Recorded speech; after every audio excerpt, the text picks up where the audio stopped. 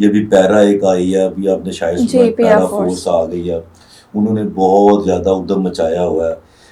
ایک ہوتا ہے جائز، ایک ہوتا ہے ناجائز. وہ لوگوں کو ناجائز تنگ کر رہے ہیں. ایک آدمی 70 سال سے ایک جگہ پہ ناجائز دکان بنا کے کھوکھا بنا کے بیٹھا ہوا ہے، ناجائز.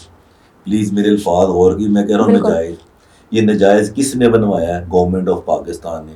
کنٹونمنٹ بورڈ کا بندہ پیسے لیتا رہا ہے، وال سٹی والے پیسے لیتے رہے ہیں، یہ ہمارے سرکلر روڈ کے جو ادھر انسپیکٹر آتے ہیں وہ پیسے، ٹاؤن ہال والے پیسے لیتے رہے. یہ انہوں نے بنوایا، یہ وہ مافیا ہے. یہ گورنمنٹ نے ان کو بٹھایا ہوا تھا 70 سال سے. آج پیرا فورس آتی ہے، ان کی چیزیں اٹھاتی ہے، ان کو مارتی ہے، ہتھکڑی پہناتی ہے اور لے جاتی ہے. جبکہ اس کے اوپر مذاکرات ہونے چاہیے، ڈیبیٹ ہونے چاہیے، بیٹھ کے ہم ایک لائن. ہم بھی خوبصورت پنجاب چاہتے ہیں، ہم بھی صاف ستھرا پنجاب چاہتے ہیں، کون نہیں چاہے گا. ہم مریم نواز کی کارکردگی سے الحمدللہ بہت امپریس ہے.